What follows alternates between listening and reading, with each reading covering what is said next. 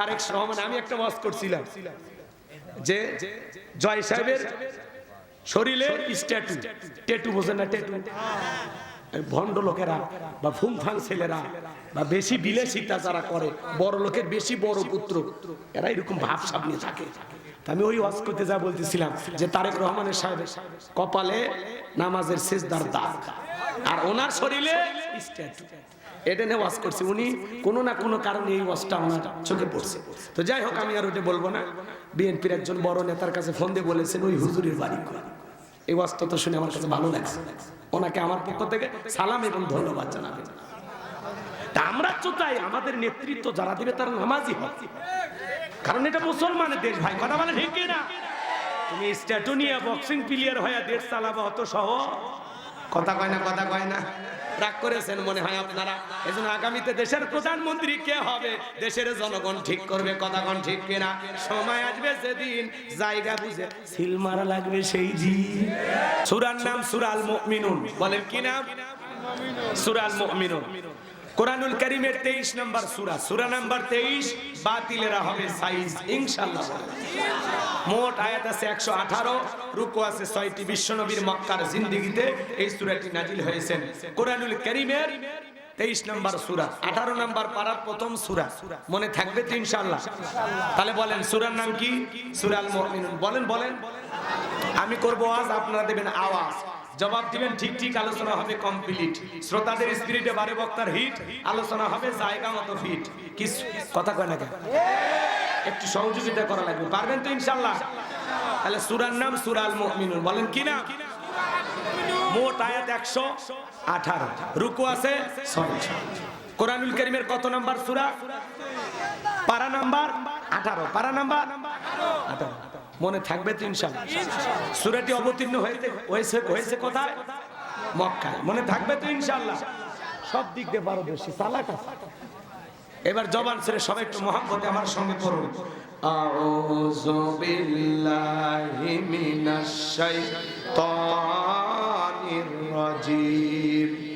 বিসমিল্লাহির রাহমানির রহিম। বিতাড়িত মুর্দার শয়তানের কাছ থেকে আল্লাহ পাকের কাছে আশ্রয় প্রার্থনা চাচ্ছি। পরম করুণাময় সীম দয়ালু আল্লাহ তাআলা নামে শুরু করছি। আমরা যে কোনো কাজ শুরু করব কার নামে? আল্লাহর নামে কাজ শুরু করলে বরকত আছে না নাই? সম্মানিত ভাইরা আমার, তাহলে সূরার নাম সূরা আল মুমিনুন। আল্লাহ পাক তার বিশ্বাসী বান্দাদের জন্য সূরা আল মুমিনুন নাজিল করেছেন। যারা অবিশ্বাসী কাফের এদের জন্য আল্লাহ পাক একটি সূরা নাজিল করেছেন। সূরাটির নাম হলো কাফিরুন। জোরে বলেন কি নাম? কুল ইয়া আইয়ুহাল কাফিরুন। যারা কাফের অবিশ্বাসী এদের জন্য আল্লাহ পাক সূরা কাফিরুন নাজিল করেছেন।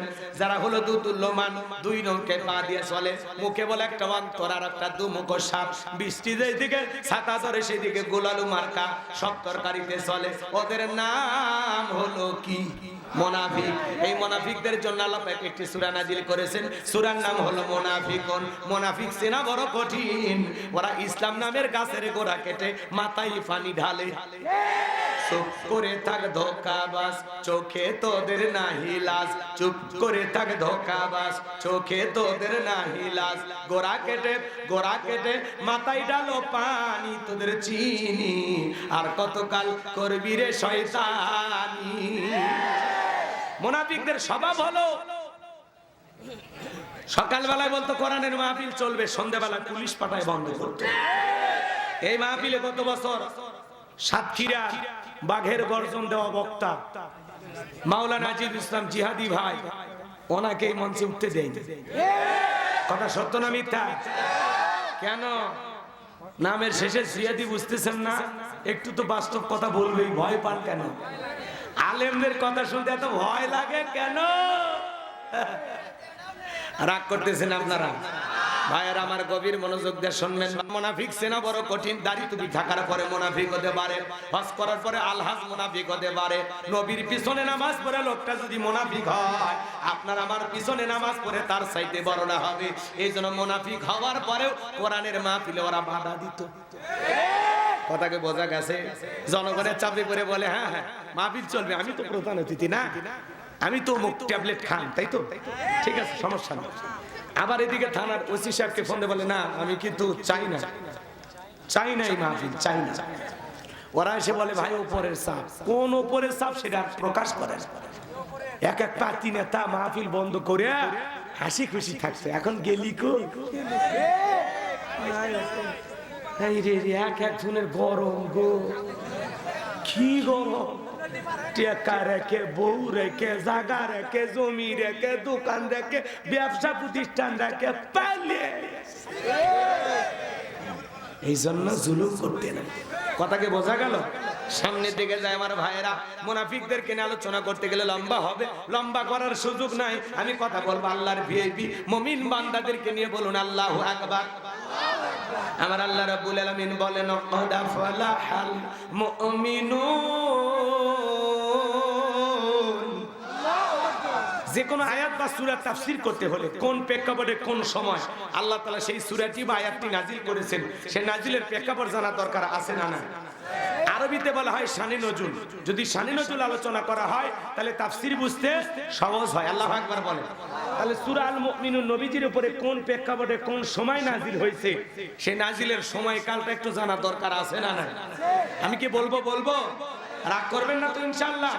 আমার ভাইয়েরা গভীর মনোযোগ দিয়ে শোনেন। নবীজির প্রিয় সাহাবী হযরত ওমর ফারুক ডেকে বলেন, আমি মৌমাছির গুনগুন আওয়াজ শুনলাম। ডানে তাকায় মৌমাছি নাই, বামে তাকায় মৌমাছি নাই। বিশ্ব নবীর চেহারা মোবারকের দিকে তাকায় দেখি নবীজি ফিসফিস করে কি যেন তিলাওয়াত করতেছেন। হযরত ওমর ফারুক ডেকে বলেন, আমার বোঝার বাকি রইল না, আসমান থেকে নবীজির উপরে কোরআনুল কারীম নাজিল হচ্ছে, আর বিশ্ব নবী কোরআনুল কারীম রিসিভ করতে ব্যস্ত। বলুন আল্লাহু আকবার। খালি মৌমাছির গুনগুন আওয়াজ হলে কোরআনুল কারীম নাজিল হয়। দপ্তরি ছুটির ঘন্টায় বাড়ি মারে টন টন আওয়াজ হলে কোরআনুল কারীম নাজিল হয়। আল্লাহু আকবার বলেন। নবীজি যখন ঘোড়ার উপরে থাকতেন, ওই সময় যদি কোরআনুল কারীম নাজিল হইতো, ওই ভারে ঘোড়ার পাগুলো বালুর ভিতরে ডুবে যেত। আল্লাহু আকবার বলেন। নবীজি যখন উটের উপরে থাকতেন, ওই সময় যদি কোরআনুল কারীম নাজিল হইতো, ওহির ভারে উটের মাথা জমিনের সঙ্গে লেগে যেত। এক সাহাবী রানের উপরে মাথা রেখে নবীজি আরাম ফরমাচ্ছেন, ওই সময় কোরআনুল কারীম নাজিল হচ্ছে। সাহাবী ডেকে বলেন, আমার কাছে মনে হয় আমার রানটা ফেটে যাবে। তাহলে বলেন তো বাজান, কোরআনুল কারীমের একটা আলাদা ওয়েট, আলাদা একটা ওজন আছে না নাই? দীর্ঘ 23টি বছরের নবীজির উপরে কোরআনুল কারীম নাজিল হয়েছে। জীবনের প্রথম কোরআনুল কারীম রিসিভ করতে গিয়ে নবীজির শরীর মোবারকে জ্বর পর্যন্ত এসেছিল। বলেন আল্লাহু আকবার। আমার ভাইয়েরা, নবীজির উপরে 23 বছরে যে কোরআনুল কারীম নাজিল হয়েছে, সেই কোরআন আমাদের পড়ার দরকার আছে না নাই? সেই কোরআন আমাদের জানা দরকার আছে না নাই? তাহলে সেই কোরআন পড়তে হলে সন্তানদেরকে মাদ্রাসায় পাঠানো দরকার আছে না না?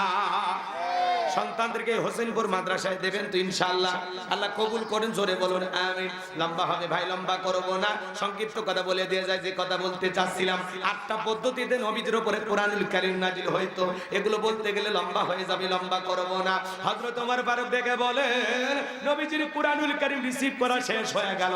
বিশ্ব নবী সাহাবা একরামদের দিকে ডেকে বলেন, আমার সাহাবীরা শোনো, এই মাত্র আসমান থেকে জিবরাইল এসে আমার উপরে সূরা আল মুমিনুনের 10টি আয়াত কারিমা নাজিল করে জানা দিয়ে গেলেন, নবী গো, এই 10টি আয়াতের ভিতরে আল্লাহ রাব্বুল আলামিন তার আদরের মুমিন বান্দাদের জন্য 7টি কোয়ালিটি নিয়ে আলোচনা করেছেন, 7টি গুণাবলী নিয়ে আলোচনা করেছেন। কোন মুমিন যদি এই 7টি গুণে গুণান্বিত হতে পারে, 7টি গুণ দিয়ে তার জীবনটাকে সাজাইতে পারেন, আমার আল্লাহ রাব্বুল আলামিন বলেন, উলাইকা হুমুল ওয়ারিসুন আল্লাযীনা ইয়ারিসুনাল ফিরদাউস হুম ফিহা খালিদুন। আমার আল্লাহ রাব্বুল আলামিন বলেন, তারাই উত্তরাধিকারী হবেন জান্নাতুল ফিরদাউসের, সেখানে তারা চিরকাল বসবাস করবেন। আমার আল্লাহ কোনোদিন জান্নাত থেকে বের করে দেবেন না। চিৎকারে মেরে বলুন সুবহানাল্লাহ। আপনাদের টার্গেট জান্নাত না জাহান্নাম? কারা কারা জান্নাতে যেতে চান? দুইটা হাত তুলে আল্লাহকে দেখান। আল্লাহ আমাদের সবাইকে জান্নাতুল ফিরদাউসের ওয়ারিস হিসেবে কবুল করুন। জোরে বলুন আমিন। আর একটু জোরে বলুন আমিন। এবার জান্নাতে যেতে হলে 7টা গুণাবলী, 7টা আঙ্গুল দেখান। জোরে বলেন কয়টি গুণাবলী? 7টি।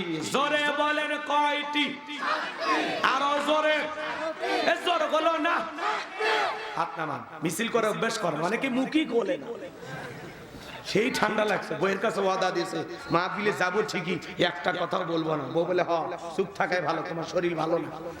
কথা কয় না কে? আরে ওয়াদা দেওয়ার পরে উঠলে কিন্তু মাথা গরম হয়ে যাবে। আমি কিন্তু হ্যাঁ, ছোট বাচ্চা উঠলে তো আমার শালার মতো, যেহেতু বগুড়ের জামাই আমি, একে ধরে কিন্তু খবর আছে। ওটা বাসা করবেন না, নিষেধ করছি না আমি।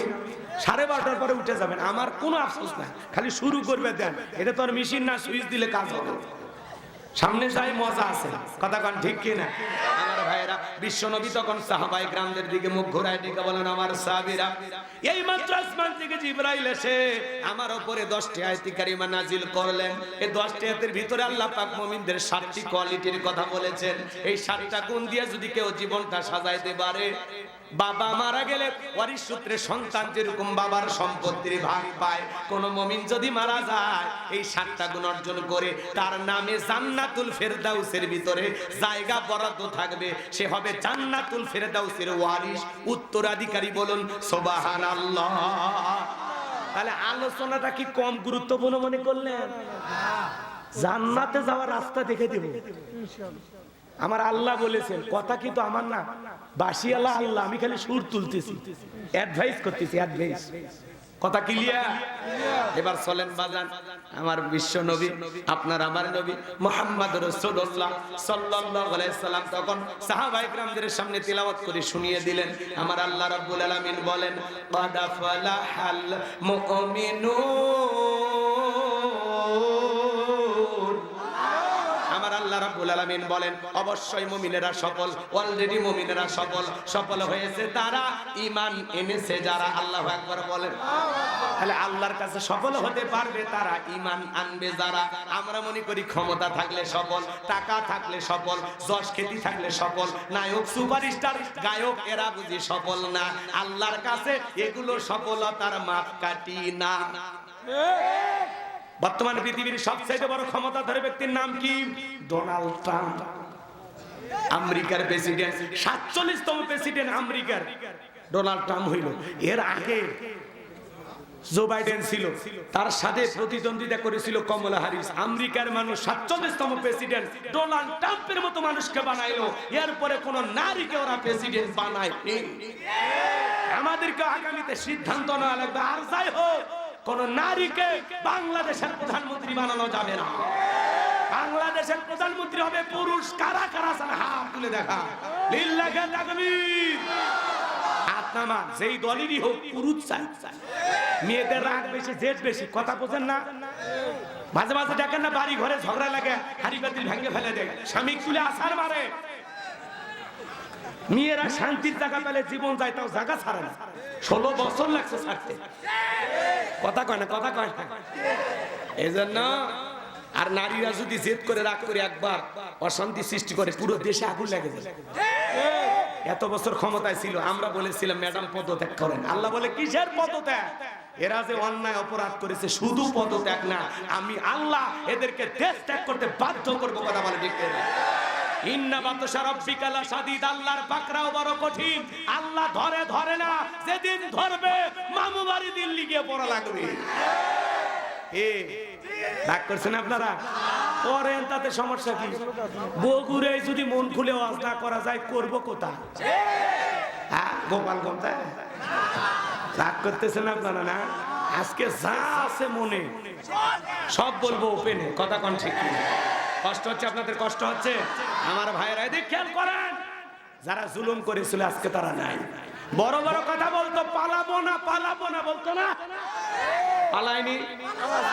আমার চাচা ইশরাত চাচাকে বলা হয়, উনি নাকি সৈরাসা। উনি ক্ষমতার চেয়ার থেকে নামে পদত্যাগ করে জেলে গেছে, দেশ ছাড়েনি। বাপের বেটা দেশ নেত্রী বেগম খালেদা জিয়া জেল খাটছে, অসুস্থ অবস্থায় দেশে পড়ে আছে, এরপরে দেশ ছাড়েনি। বাপের বেটি। কথা বলে ঠিক না? আর আপনি বড় বড় কথা বলে কেন পালিয়ে গেলেন হঠাৎ করে? আবার মাঝে মাঝে চট করে ঢুকতে চায়, কথা কয় না কেন? বলে আমি আসবো। আমরা তো জানি আপনি ওই দেশে শান্তিতে নাই, কথা বলে ঠিক কিনা? এই দেশ, এই ভাই কি তাহলে পরে এলে মাঝখানে ঢুকে দিলে পরে থুয়ে দেবে, বোঝা নিলে পরে দেবেন, পরে তালিকা করে ওয়াজের মাঝখানে বলে দিলে আমি লাইন ভুলে যাব। আমার একটা গতি আছে না, গতি থামানো হবে না, গতি থামানো যাবে না, কথা কোন ঠিক কিনা? আমাকে আমার গতিতে চলতে দেন, কথা কোন ঠিক কিনা? যা আছে কপালে হবে কাল সকালে, টাকা পাওয়া যাবে, টাকা আসবে, কথা কোন ঠিক কিনা? আপনাদের মন মানসিকতা ভালো আছে, আপনারা দান করেন, সেটা আমি বুঝতে পারছি। এজন্য আমার লাইন হারাইন না ভাই, ভুলে যাচ্ছি আমি। কষ্ট হচ্ছে নাকি আপনাদের? উনি এই দেশে আসতেছে, আমরা বলি আপনি আসেন, এই দেশ আপনার বাবা, এই দেশ আপনার স্বামী, কথা কোন ঠিক কিনা? 11 লক্ষ কোটি টাকা দুর্নীতি করে পাচার করেছে, কথা বলেন ঠিক কিনা? এই দেশের রিজার্ভকে ধ্বংস করে দিছে, রিজার্ভ নাই, চাবিয়ে খায়া শেষ করে ফেলে দিছে, কথা কোন ঠিক কিনা? আহা আহা আসতে চাই, আমরা বলি আপনি আসেন, আপনি আসেন, কথা কোন ঠিক কিনা? বাবু আইবা তুমি আইবা গো, সেই দিন আইসা বুবু ক্ষমতা পাইবা না। ও বুবু আইবা তুমি আইবা গো, সেই দিন আইসা বুবু ক্ষমতা পাইবা না। খোঁজ নাই বুবু কাদের কাকার, অবস্থা খারাপ করবে যে বাবার, হাউন আঙ্কেল এখন সামনে আসে না।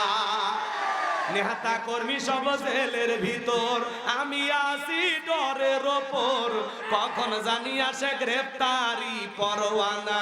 বুবু আইবা তুমি আইবা গো, সেই দিন আইসা বুবু ক্ষমতা পাইবা না। ক্ষমতার চেয়ার থেকে নামা সহজ, কিন্তু এই চেয়ারে ওঠা কঠিন। 16 বছর ছিলেন আগে, 5 বছর বিধবা মানুষ, আর কত লাগে? কত না কে রাগ করতেছেন মনে হয়?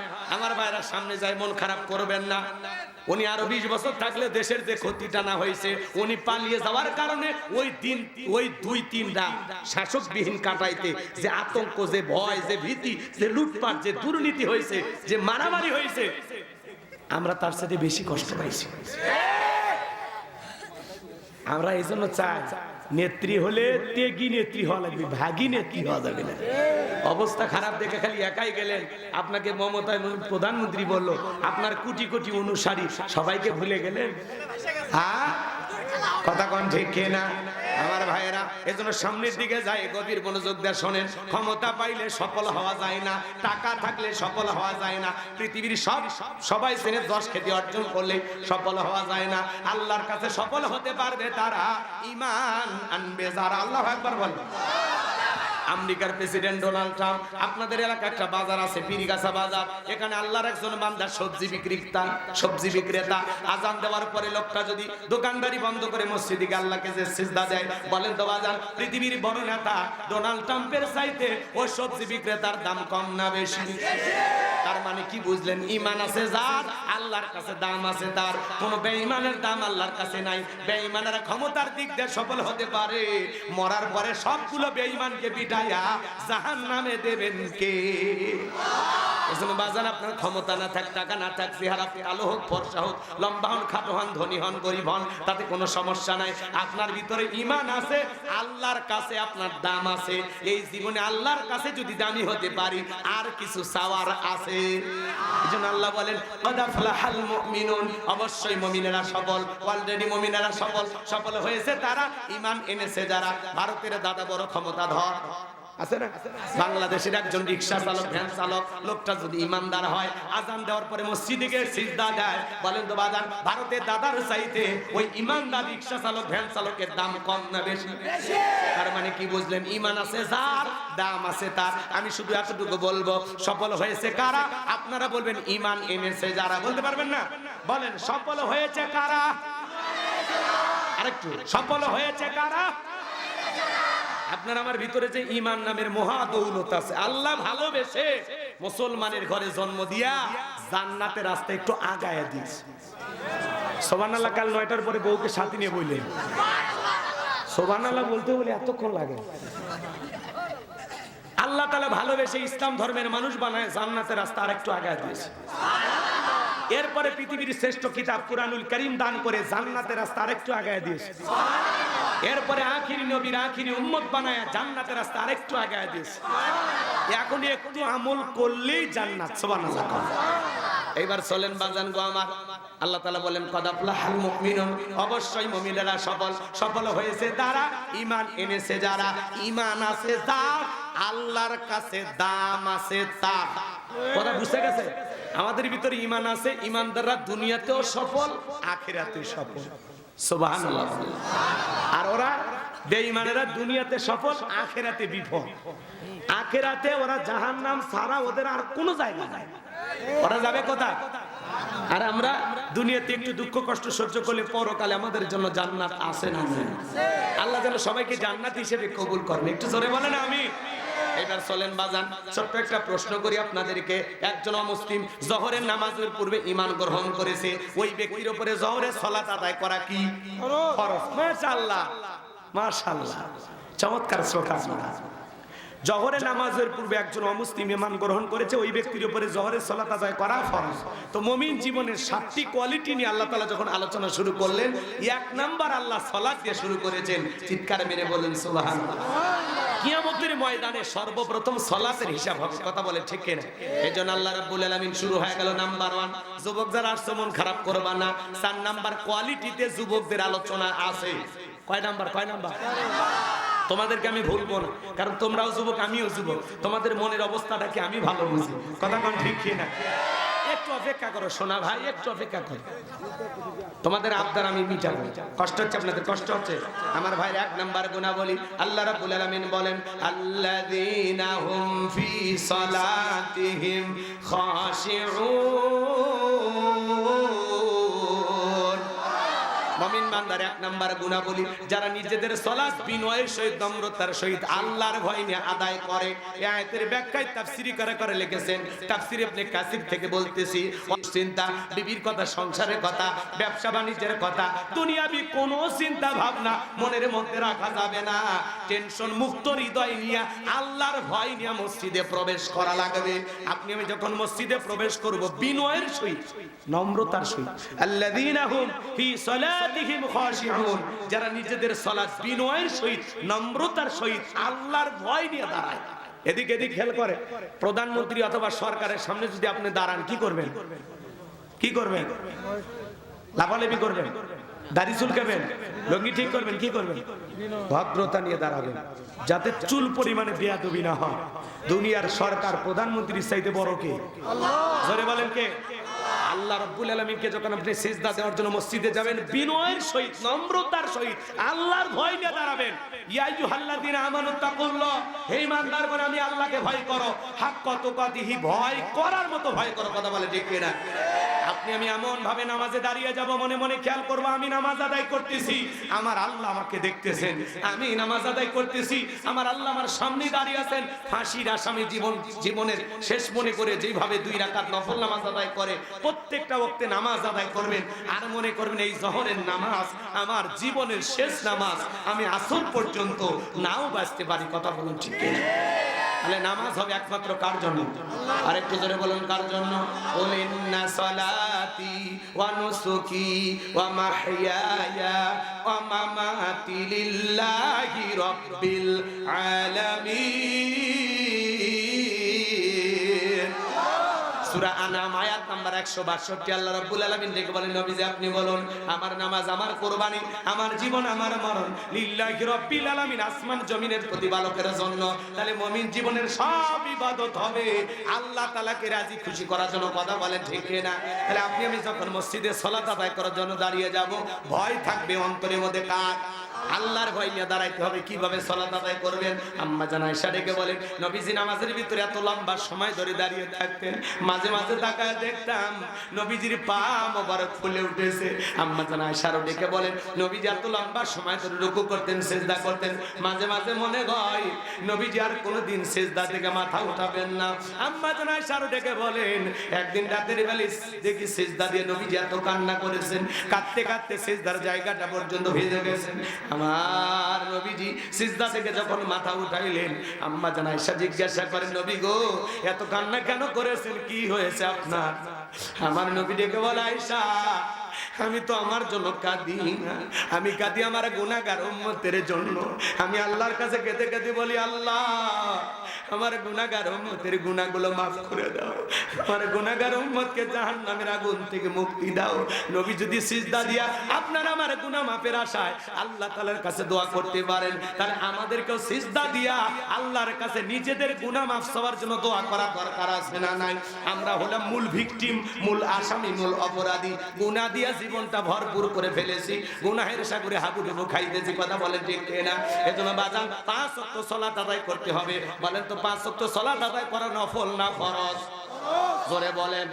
এমন কোন মুসলমান আছে যে এই ওয়াজ জানে না 5 ওয়াক্ত সালাত আদায় করা ফরজ? পাশাপাশি রাতে 1টা 2টা 3টার দিকে ওইটা বিবির ভালোবাসা ত্যাগ করে আরামের বিছানা ত্যাগ করে ঠান্ডা পানি দিয়া ওযু বানাইয়া নিরালাই নিবৃত্তিতে যায় নামাজে দাঁড়িয়ে যায় যারা আল্লাহর খাঁটি প্রিয় গোলাম, তারা যারা তাহাজ্জুদের যায় নামাজে মাথা নত করে তাদের মর্যাদা বাড়িয়ে দেবেন কে?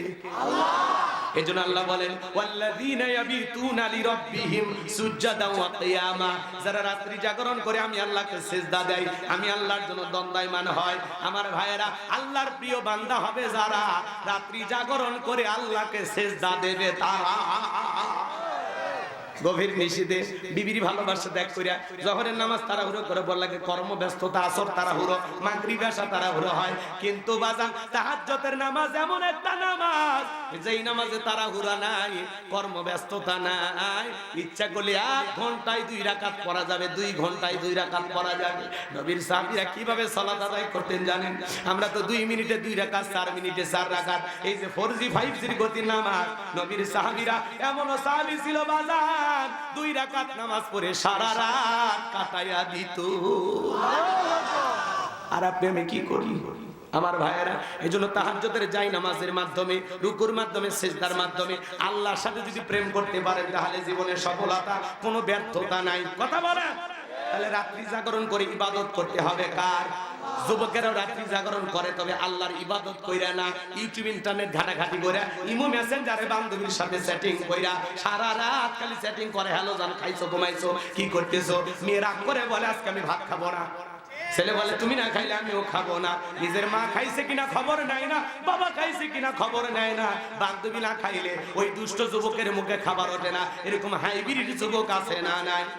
সারা রাত মোবাইল ঘাটাঘাটি করে ফজরের আজান হয় যখন, ওই হাইব্রিড যুবক ঘুমাইতে যায় তখন যুবকরে এই ঘুম ভাঙলে সকাল, না ভাঙলে পরকাল। কেমন করে ঘুমাও তুমি ওরে বগুড়ার যুবক, কেমন করে ঘুমাও তুমি ফজর করে কাজা? এমনও তো হতে পারে ও তোমার জহরে জানাজা। যুবকরে নামাজের মতো নামাজ আদায় করা লাগবে। নবীর সাহাবীরা কিভাবে সালাত আদায় করতেন? বিশ্ব নবীর সাহাবীরা মরুভূমিতে নামাজে দাঁড়িয়ে যেতেন। ওই পাখিগুলো খেজুর গাছ মনে করে সাহাবায়ে কেরামদের কাঁধের উপরে, মাথার উপরে বসে থাকতো। কাফেরা বলতে এগুলো মানুষ না গাছ, অবাক হয়ে যেত। নবীর সাহাবীরা সালাতে এত মনোযোগ, কাঁধে পাখি পড়ে থাকে তারপরেও টের পাইতো না। চিৎকারে মেরে বলুন সুবহানাল্লাহ। আর আপনি আমি পাখি পড়া তো দূরের কথা, একটা মশা বলে এটা এ হাতে এই জায়গায় আগে মশা মারে তারপরে ছুটে পড়ে। কথা কোন ঠিক না? আমার ভাইয়েরা তাড়াহুড়ো করে নামাজ আদায় করি। হযরতে তালহা রাদিয়াল্লাহু তাআলা নামাজ আদায় করতেছিলেন, ছেলেটা খেলা করতেছিল। জঙ্গল থেকে সাপ এসে সন্তানটাকে বেঁচিয়ে ধরলেন, স্ত্রী মানুষজনকে ডাকলেন, ছেলেটাকে বিপদমুক্ত করলেন। হযরতে তালহা নামাজ শেষে জিজ্ঞাসা করে, বিবি বাড়িতে এত মানুষজন, ব্যাপারটা বুঝতে পারলাম না। ডেকে বলে, স্বামী আপনি যখন নামাজের মধ্যে দাঁড়িয়ে গেছেন, জঙ্গল থেকে সাপ এসে সন্তানটাকে বেঁচিয়ে ধরেছিল, আমি মানুষজনকে ডাকলাম, ছেলেটাকে বিপদমুক্ত করলাম। এত ঘটনা আপনার চোখের সামনে ঘটে গেল, আপনি কি কিছুই বলতে পারেন না? কিছুই কি টের পান নাই? হযরতে তালহা ডেকে বলে, বিবি রে, নামাজের মধ্যে মন যদি এদিক সেদিক চলে যায় তাহলে নামাজ তো আর নামাজ থাকে না। আল্লাহু আকবার। কি গভীর মনোযোগ ছিল। আর আমরা নামাজ পড়ি বগুড়া, মন চলে যায় মাগুরা। নামাজ পড়ে হোসেনপুর, মন চলে যায় মধুপুর। নামাজের ভিতরে দাঁড়ায় দুনিয়াবি নানান চিন্তা ভাবনা মনে হয়। মাঝে মাঝে নামাজের ভিতরে দুনিয়াবি এত কথা মনে হয়, নামাজ 2 রাকাত চলতেছে না 3 রাকাত মনে থাকে না। আমাদের ভিতরে দুনিয়াবি এত চিন্তা মাঝে মাঝে ভর করে, সিজদা দুইটা দিলাম না একটা দিলাম, নামাজের ভিতরে ব্রেক করে চিন্তা করা না। এই হলো আমাদের নামাজ। কথা বলে ঠিক কিনা? একটি গবেষণায় বলা হয়েছে 8 সেকেন্ডও কিছু কিছু নামাজীদের মন স্থির থাকে না। আমাদের মন অস্থির, পাগল মন, খালি ছটফট করে। কথা বলে ঠিক কিনা? পাগল মন, মন রে মন কেন উল্টা পাল্টা বল? নামাজের ভিতরে দাঁড়া খালি উল্টা পাল্টা চিন্তা করে। মন খারাপ করছে, করবেন না তো, সামনের দিকে যাব না, দোয়া করবো। আমার ভাইয়েরা তাহলে গভীর এদিক খেয়াল করেন, গভীর মনোযোগ দিয়ে কথাগুলো শ্রবণ করার চেষ্টা করবেন। নামাজ নামাজের মতো আদায় করার দরকার আছে না নাই? যখন আসে রমজান মাস, প্রত্যেকটা মসজিদের নামাজের প্রতিযোগিতা শুরু হয়ে যায়। কোন মসজিদে কত তাড়াতাড়ি তারাবি শেষ করা যায়। দুই মুসল্লি এক জায়গায় বসে গল্প করে, দোস্ত তোমাদের প্রথম তারাবি কেমন? আমাদের হুজুর আল্লাহওয়ালা 40 মিনিট লাগছে। এতক্ষণ? আর আমাদের হুজুর বিদ্যুতের গতি ফেল কে 20 মিনিটে সব শেষ। কথা কয় না, কথা সোনার মক্কা মদিনা আল্লাহ তারে গোলামকে নিয়েছিল, তারাবি বললাম সময় লাগলো 1 ঘন্টা 45 মিনিট, আর আপনি 20 মিনিটে শেষ করেন। কথা কয় না গো? নামাজের ব্যাপারে আমরা এত তাড়াহুড়ো করি। এক চাচামি এত তাড়াহুড়ো করে ওযু করছে, এক পা না ধুয়ে মসজিদে ঢুকছে। টাইসালা মসজিদ পিছলে খায়া, চাচা একদিক লঙ্গি একদিক। তাও বলে আল্লাহু আকবার। মানুষ বলে চাচা আগে লঙ্গি ঠিক করেন, তাই নাকি জামাত ধরি। আছে না নাই ভাই? নামাজের ব্যাপারে আমরা তাড়াহুড়ো করি না বাজান। শহরের 4 রাকাত সুন্নত, ইমাম আর মুসল্লি একসাথে নিয়ত বিদেশে, ইমামের 2 রাকাত হওয়ার আগে মুসল্লি 4 রাকাত শেষ। হুজুর জিজ্ঞাসা করছে, বাবাজি আমার 2 রাকাত হয় না আর আপনার 4 রাকাত হয়ে গেল। বলে হুজুর আপনাদের চর্চা কম। আছে না? হুজুরেরই বলে চর্চা চর্চা। এরকম লোক আছে না? না কেউ কে আবার নামাজ পড়তে পড়তে ফোন রিসিভ করে বলে হ্যালো নামাজে পরে কথা হবে। কি ডিজিটাল মুসল্লি আছে না নাই ভাই? আহা, আল্লাহ যেন আমাদের হেদায়েত দান করেন। একটু জোরে বলেন আমি। নামাজ পড়তে হবে ভাই বিনয়ের সহিত, নম্রতার সহিত, আল্লাহর ভয় নিয়ে। নামাজ যদি নামাজের মতো আদায় করতে পারেন, আল্লাহ বলেন ফালিয়াবুদু রাব্বা হাযাল বাইত আল্লাযী আত'আমাহুম মিন জু' ওয়া আমানাহুম মিন খাউফ। আল্লাহ বলেন এই ঘরের মালিকের ইবাদত করো। ইবাদত যদি ইবাদতের মতো হয়, নামাজ যদি নামাজের মতো হয়, আমি আল্লাহ 2টা জিনিস দেব। 1 নাম্বার বান্দা, যে বান্দা 5 ওয়াক্ত সালাতে মাথা নত করবে, ওই বান্দাকে আমি আল্লাহ না খাওয়ায় রাখবো না, বান্দার জন্য রিজিকের ব্যবস্থা করে দেব। আল্লাহ। 2 নাম্বার বান্দা, তোমার জীবনে কোনো ভয় থাকবে না। যে বান্দা 5 ওয়াক্ত সালাত আদায় করবে, আল্লাহ তার জীবনের ভয় দূর করে দিবেন, সকল দিক দিয়ে আল্লাহ তাকে নিরাপত্তা দিবেন। সুবহানাল্লাহ। ভয় নাই? 2 লাখ টাকা নিয়ে হাঁটে যেতে ভয় লাগে, লাগে না বাজার? কথা কয় না লাগে? বাংলাদেশে চুরি, দুর্নীতি, টেন্ডারবাজি, সাদাবাজি, খুন, ধর্ষণ আছে না? এই সমাজকে যদি পরিবর্তন করতে চান, লাগবে কার আইন? আল্লাহর আইন চালু হবে না যতদিন বাংলাদেশে খুন, ধর্ষণ, টেন্ডারবাজি, সাদাবাজি বন্ধ হবে না ততদিন। এই জমিনে যদি আপনারা শান্তি ফিরাইতে চান, আল্লাহর বিধানে শান্তি, আল্লাহর বিধানে মুক্তি, এই জমিনে আল্লাহর আইন চালু হোক। কারা কারা চান হাত তুলে দেখান। লিল্লাহি তাকবীর। হাত নামান। আলা লাহুল খালকু ওয়াল আম। সৃষ্টি যার, আইন চলবে সে। আল্লাহর কথা বলে ঠিক কিনা? আমার ভাইরা গভীর মনোযোগ দিয়ে কথাগুলো শুনে যান। আল্লাহ রাব্বুল আলামিন বলেন আল্লাযীনা হুম ফি সালাতিহিম খাশিউন। যারা নিজেদের সালাত বিনয়ের সহিত, নম্রতার সহিত, আল্লাহর ভয় নিয়ে আদায় করে, তাহলে আপনি সালাত আদায় করব অন্তরের মধ্যে ভয় নিয়ে। কার? হে যুবক গভীর মনোযোগ দিয়ে কথাগুলো শুনে যান বাজান। নামাজ নিয়ে আলোচনা করলে 2-3 ঘন্টা চলে যাবে। এত সময় আপনার আমার নাই বাজান, এত সময় আপনাদের হাতেও নাই, আমার হাতেও নাই। অনেকে নামাজে দাঁড়ায় দাড়ি চুলকায়, অনেকে নামাজে দাঁড়ায় লুঙ্গি ঠিক করে, আছে না নাই? নামাজে দাঁড়ায় এদিক ওদিক তাকায়, নামাজে কোনো মনোযোগী নাই, আছে না? অথচ এটা নেই। এই যে নামাজের ভিতরে খুশু খুজু ভাব নিয়ে আসা লাগছে, আল্লাহর ভয়। আমি নামাজ পড়তেছি, আল্লাহ দেখতেছেন। এখন আল্লাহ যদি আপনাকে দেখেন, তাহলে কিভাবে কাজ করা লাগবে, কিভাবে রুকু সিজদাটা করা লাগবে। এমনও মানুষ আছে রুকুর থেকে মাজাটা সোজাও করে না, তার আগে সিজদা চলে যায়। আর এমন কায়দায় সিজদা খালি মুরগি ঠোকরের মতো মারতেছে, মনে হয় 2 রাকাতের 4 সিজদা একবারে দিলে ভালো হয়। এরকম নামাজ না। আল্লাহর ভয়ে এই দুনিয়ার সবচেয়ে বড় চোর যে নামাজ চুরি করে। নামাজ চোর মানে কি? রুকু সিজদা সঠিকভাবে করে না। কথা ঠিক কিনা? শুধু মসজিদটা সুন্দর করলে হবে না, আমাদের ঈমান আমলটাও সুন্দর হওয়ার দরকার আছে না নাই? মসজিদের নাম শুধু তাকওয়া লিখলে হবে না, আমাদের অন্তরে তাকওয়া থাকার দরকার আছে না নাই? আল্লাহর ভয়ে, আল্লাহকে রাজি খুশি করার জন্য 5 ওয়াক্ত সালাত আজকে থেকে কারা কারা আদায় করবে হাত তুলে। আল্লাহ আমাদের সবাইকে 5 ওয়াক্ত নামাজি বানায় দাও। জোরে বলেন আমি। এ যারা মাঝখানে হাত তুলিনি ওরা কি মুসলমান না? ও মুসলিম হচ্ছে নাকি? তোরা হাত তোলে না, এ ওয়াদা দেয়া, আমল করেন আর না করেন ওয়াদাটা দেন। বলা যায় না এই নিয়ত করে মারা গেলে আজকে রাতেও যদি মারা যান, এই যে ভালো নিয়ত করছেন আল্লাহ এই ওসিলা আপনাকে জান্নাত দিতে পারে। আর যদি আপনার মন মানসিকতা ভালো হয় তাহলে অবশ্যই আজ থেকে 5 ওয়াক্ত নামাজ পড়বেন। মুসলমানের কাছে যদি নামাজের ওয়াজ করা লাগে এর চাইতে দুঃখ আছে। বাংলাদেশে জুমার নামাজের জন্য মসজিদ ভাঙে 2 তালা 3 তালা করা হয়, আর ফজরের নামাজের সময় এক কাতার মুসল্লি হয় না। ওরে কপাল পোড়া, মসজিদের সাথেই বাড়ি, কপাল পোড়া। আজান হলে উঠে পেশাব করে করে আবার ল্যাপের তলে ঢোকে। কি বদমাইশ, চিন্তা করেন, কথা কয় না মানে হুজুর আজান দিয়ে সব পেশাব করে ল্যাপের তলে ঢোকার জন্য। আল্লাহ হেদায়েত দান করুক। ভাই দুনিয়া খেল তামাশার জায়গা না, দুনিয়াতে আসছে কিছু নেওয়ার জন্য। যে যত বেশি নেক আমল করতে পারবে তার আখিরাত তত ভালো। আল্লাহ যেন হেদায়েত দান করেন। একটু জোরে বলেন আমিন। এবার 2 নাম্বার গুনাহ বলি। আল্লাহ রাব্বুল আলামিন বলেন ওয়াল্লাযীনা হুম আনিল লাগবি মুরিদুন। মুমিন বান্দার 2 নাম্বার গুনাহ বলি, অনর্থক কথাবার্তা বলা যাবে না। এক জায়গায় বসে 2-3 ঘন্টা গল্প করে, অমুক খারাপ তমুক খারাপ, এ ভালো না সে ভালো না, এটা করছে ওইটা করছে। এই যে গীবত কমিটির সভাপতি সেক্রেটারি বসে গেছে, আছে না নাই? আরে ভাই মানুষের সমালোচনা করে লাভ নাই, নিজের আত্মসমালোচনা করেন, নিজের জীবনের ত্রুটিগুলো তালাশ করেন। নিজের জীবন তো পাপী দিয়ে ভরা। যারা সমালোচনা করে এরা হলো নিচু মনের মানুষ। আরে মানুষকে নিয়ে ভাবার টাইম আছে? আমি তো আমার টেনশনে ঘুমাইতে পারি না। আমি তো দুনিয়ার সবচেয়ে বড় পাপী, আমার জীবন তো ভুলে ভরা। কথা বলেন না কেন? আপনি মানুষের ভুল নিয়ে কয় অমুকের বউ এটা করছে, অমুকের ছেলে এটা করছে। এর বেটা বয়স হয়ে গেছে তো ভালো হইলি না, কথা কয় না কেন? আগে গীবত পরনিন্দা চগল করে এগুলো মহিলারা করত, এখন 4জন 5জন পুরুষ এক জায়গা হলে গীবত পরনিন্দা চগল করে শুরু হয়ে যায়। গীবত করা মানে কি?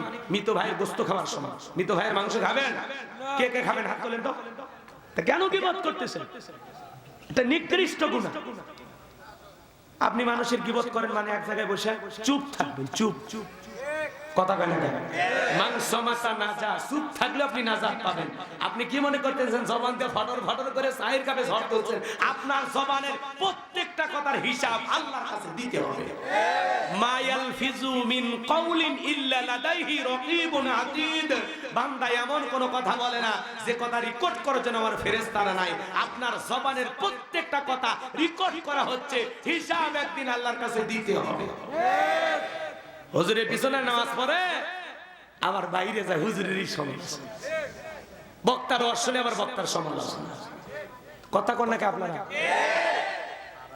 নেতার সামনে বলে আপনি সেই, বাইরে যাবেন সেই খারাপ। মুখের উপরে প্রশংসা, বাইরে যা বদনাম করে। এই লোকগুলো ভয়ঙ্কর, কথা কন ঠিক? মুখের সামনে আসলে কলিজা সোনা ভাই আমার, ওরে ভাই। আর যখনই বাইরে যায় এমনি খুশি, বদমাইশ, হাড়ের হাড্ডি, নানান কথা বলে বদনাম শুরু করে। মানুষের বদনাম করবেন না, কথা কয় না? কথা কয় ওয়াকুন্না নাখুদু মাআল খায়িদিন। যারা সমালোচনাকারী এরা যাবে সাকর নামক জাহান্নামে। কোন জায়গা? সমালোচনা থেকে নিজেকে বিরত রাখেন, জবান কন্ট্রোল করেন। মনে থাকবে তো ইনশাআল্লাহ। চুপ চুপ চুপ, এত কথা কেন? চুপ চুপ চুপ চুপ চুপ চুপ। চা খাচ্ছেন আস্তে আস্তে খান, বেশি কথা বলে মুখ পুড়ে যাবে। কথা কন ঠিক কিনা? আর যেন কোন বৈঠকে চায়ের কাপে মানুষকে নিয়ে সমালোচনা না হয়। আজ থেকে কি চুপ চুপ চুপ চুপ। কেউ যদি কিছু অন্য প্রসঙ্গে বলতে, ভাই কারো সমালোচনা করি না, এটা পছন্দ করি না, এটা গুনাহ। আমরা বসছি এমনি ভালো কথা থাকলে বলেন, কথা কম। ঠিক আছে তো ইনশাআল্লাহ আল্লাহ আমাদের হেদায়েত দান করেন। জোরে বলুন আমিন। তাহলে মুমিন বান্দা জবান দিয়ে কথা বলবে ততটুকু প্রয়োজন, যতটুকু প্রয়োজনের অতিরিক্ত কথা বলা থেকে বিরত থাকবো। মুমিন বান্দা জবান দিয়ে সে কথা বলবে যে কথা বললে সওয়াব হয়। ঠিক আছে তো ইনশাআল্লাহ? মুমিন বান্দার 2 নাম্বার গুণাবলী, অনার্থক কাজ করা যাবে না। মুমিনের টাকা হলে মুমিন সিনেমা হল বানাবে না, যাত্রা গানের আয়োজন করবে না, গানের কনসার্ট দেবে না, মদের বার দেবে না, সিনেমা হল বানাবে না। মুমিনের টাকা হলে মুমিন মসজিদ বানাবে, মাদ্রাসা বানাবে, ঈদগাহ মাঠ বানাবে, কবরস্থান বানাবে, এতিমদেরকে খাইতে দেবে, গরিব দুঃখীর জন্য সহযোগিতা করবে, রাস্তার মধ্যে 10টা ফলের গাছ লাগায় দিবে, পুকুরের ঘাট বানায় দিবে, রাস্তার মোড়ে মোড়ে সুবহানাল্লাহ আলহামদুলিল্লাহ এগুলো লেখে লেখে রাখবে। মুমিনের টাকা হলে মুমিন সেই টাকা ভালো কাজে ব্যয় করবে। আর ওরা বাংলাদেশের মানুষের টাকা নিয়া 4.5 কোটি টাকা দিয়া বাপের তৈরি করেছিল ভাস্কর্য। 4.5 কোটি টাকা ভাস্কর্য বানাইছিল। কি লাভ হইল? 5 আগস্টে মানুষ ওই ভাস্কর্যের উপরে উঠে পেশাব করছে। এতে আপনার বাবার সম্মান কমছে না বাড়ছে? ওই টাকা দিয়া যদি মাদ্রাসা মসজিদ বানাইতেন, ওই টাকা দিয়ে বেকার যুবকদের কর্মস্থানে ব্যবস্থা করে দিতেন, ওই টাকা দিয়া গরিব দুঃখী মানুষকে যদি খাইতে দিতেন, আপনার বাবার কবরে বিকাশ হয়ে সব পৌঁছে যেত। বেশি বুদ্ধি আপনার, কথা বল না কেন? ওনাদের বেশি বুদ্ধি। 4.5 কোটি টাকা নষ্ট করছে। 4.5 কোটি টাকা। প্রত্যেকটা টাকার হিসাব যেন একদিন আল্লাহর কাছে দেয়। জোরে বলেন না? দেওয়ার দরকার আছে না নাই? জনগণ খাইতে পারে না, ডাস্টবিনের খাবার ফিরে খা। হ্যাঁ, নারী তার 200-500 টাকার বিনিময়ে সতীত্ব বিক্রি করে পেটের ভাত জোগায়, আর তুমি বিলাসিতা করো ভাস্কর্য বানায়া। আলেমেরা কইতে গেলে দোষ। আল্লামা মামুনুল হক প্রতিবাদ করতে গেছিল, জেলে ঢুকাই না। লাভ কি হইল? মামুনুল হক দেশে আছে আর তোমরা হইছো দেশ ছাড়া। আল্লাহর খেলা। কি আগের সাথে ভালো লাগে না? এই যে পোস্টারে বিএনপির লোক, জামাতের লোকের নাম আপনারা দিয়েছেন, আগে 3 মাস আগে কথা চিন্তা করা যায় তো? জামাত বিএনপির নাম পোস্টারে দেখলে এটা ঠেকানোর জন্য 3 গাড়ি পুলিশ আসতো। কথা কোন ঠিক কিনা? কি দিন দিছে আল্লাহ, আলহামদুলিল্লাহ। আমার ভাইরা, মুমিন বান্দার 2 নাম্বার গুণাবলী, অনার্থক কাজ করা যাবে না, ভালো কাজে টাকা ব্যয় করা লাগবে। মুমিন বান্দার 2 নাম্বার গুণাবলী, যুবক রে এই কান দিয়ে গান শোনা যাবে না। কথা কয় না কেন? কানের ভিতরে আতর লাগায় গান শোনার রূপ বানানো আছে কমর দোলাইয়া, আল্লাহর ফেরেশতারা কবরে নে পিটাবে ঝোলাইয়া ঝোলাইয়া। এই কান আল্লাহ গান শোনার জন্য দেয় নাই। হক্কানি উলামায়ে কেরামদের বয়ান শুনতে হবে, ইসলামী সঙ্গীত শুনতে হবে, কোরআন তিলাওয়াত শ্রবণ করতে হবে। কথা বলেন ঠিক কিনা? তাহলে মুমিন বান্দার 2 নাম্বার গুণাবলী, জবান দিয়ে যেটা বলবো ভালো, কান যেটা করবো ভালো, যেটা শুনবো সেইটা ভালো। কথা কয় না? সিরাজগঞ্জের এক যুবক কানে ইয়ারফোন লাগায় রেল লাইন দিয়ে হেঁটে যাচ্ছে, ট্রেন এসে 3 টুকরে করে থুয়ে গেছে। মরার পরে এখন কবরে যা, ফেরেশতারা তোর জায়গা মতো বাদ্যযন্ত্র বাজাবে। কথা বলেন ঠিক কিনা? যুবক রে, কানের ভিতর ইয়ারফোন লাগাইয়া বালিশের মধ্যে ঘুমের মধ্যে চলে গেলা। এই অবস্থায় যদি তোমার মৃত্যু হয়, আল্লাহর কাছে কি জবাব দিবা? কথা বলেন ঠিক কিনা?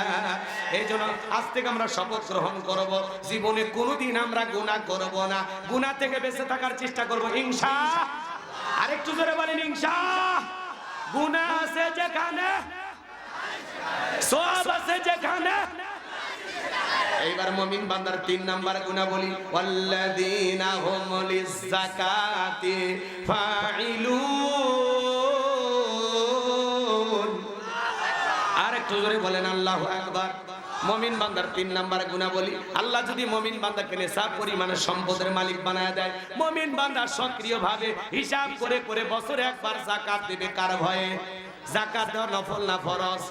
জোরে বলেন, যাকাত দেওয়া নফল না ফরজ? যাকাত আসছে দারিদ্রতা বিমোচন করার জন্য, যাকাত আসছে অভাব মুক্ত সমাজ রাষ্ট্র দেশ গড়ার জন্য, যাকাত আসছে রাস্তার এপারে 10 তলায় পারে গাছতলা এর ব্যবধানকে দূর করার জন্য, যাকাত আসছে এই সমাজের বঞ্চিত অবহেলিত মানুষের মুখে হাসি ফুটানোর জন্য। চিৎকার মেরে বলুন, জোরে বলেন মারহাবা। লিল্লাহি তাকবীর। প্রধান অতিথির আগমন, প্রধান অতিথির আগমন।